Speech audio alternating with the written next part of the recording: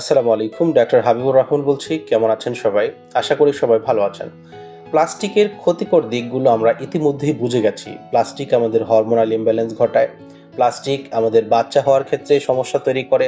Plastic শিশুদের বিকাশজনিত সমস্যা তৈরি করে। প্লাস্টিক হার্ট, লাং, কিডনির ক্ষতি করে। প্লাস্টিক ক্যান্সারের ঝুঁকি বাড়ায়। এগুলো আমরা ইতিমধ্যেই বুঝে গেছি, কিন্তু প্লাস্টিকের ব্যবহারটা কি আমরা আদৌ ছাড়তে পেরেছি? আমরা রেস্টুরেন্টে আমাদের আভিজাত্য দেখাতে গিয়ে খাবার খেতে ঢুকি এবং সেখান থেকে যখন বের হই খাবার পার্সেল নিয়ে, সেগুলো ওরা যে বক্সে দিয়ে দেয় তার উপরে একটা পাতলা পলিথিনের লেয়ার থাকে যেটা প্লাস্টিক। গরম খাবারের সংস্পর্শ পাওয়ার সাথে সাথে সেটা মাইক্রোপ্লাস্টিক ছেড়ে দেয়, যেটা খাবারের সাথে মিশে পরবর্তীতে আমাদের পেটে ঢুকে যায়। আমরা আভিজাত্য দেখাতে গিয়ে যে পানির বোতল কিনে পানি খাচ্ছি সেটা প্লাস্টিকের বোতল। সেটা যখন গরম কোনো কিছুর সংস্পর্শে আসছে তখন ওই পানির সাথে প্লাস্টিক মিশে যাচ্ছে। আমরা রোগ থেকে বাঁচার জন্য যে ওয়ান টাইম কাপে চা খাচ্ছি সেটা প্লাস্টিক, এবং গরম পাওয়ার সাথে সাথে সেটা মাইক্রোপ্লাস্টিক ছেড়ে দিচ্ছে। আমরা আমাদের বাচ্চাদেরকে যে টিফিন বাটিতে টিফিন দিচ্ছি, এই টিফিনের বাটিটা পর্যন্ত প্লাস্টিকের। আমরা আচার অনুষ্ঠানে যে ওয়ান টাইম বক্স ব্যবহার করি, ওয়ান টাইম প্লেট ব্যবহার করি, ওয়ান টাইম কাপ ব্যবহার করি, এগুলো সবগুলোই হচ্ছে প্লাস্টিক। এবং গরম খাবারের সংস্পর্শে আসলে, তেলের সংস্পর্শে আসলে এটার সাথে সাথে মাইক্রোপ্লাস্টিক ছেড়ে দিচ্ছে।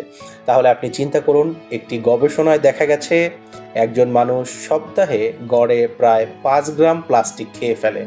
এটা প্রায় একটি এটিএম কার্ডের সমান। পকেটে যদি এটিএম কার্ড থাকে বের করে একটু মিলিয়ে দেখুন আপনি প্রতি সপ্তাহে সাইজে কতটুকু প্লাস্টিক খাচ্ছেন। এখন সময় আমাদের নিজেদেরকে রোগমুক্ত করার জন্য, আমাদের পরবর্তী জেনারেশনকে রোগমুক্ত করার জন্য প্লাস্টিক থেকে নিজেদেরকে দূরে সরিয়ে ফেলা। প্লাস্টিকের আদর্শ বিকল্প হচ্ছে কাচের জিনিসপত্র এবং স্টিলের জিনিসপত্র। এসএস স্টেইনলেস স্টিলের যত আসবাব আছে এগুলো থেকে কোনো ধরনের ক্ষতিকর পদার্থ নিঃসরণ হয় না, অতএব এগুলো মানবজাতির জন্য নিরাপদ। দিন দিন ঘরে ঘরে রোগীর সংখ্যা বৃদ্ধি পাচ্ছে।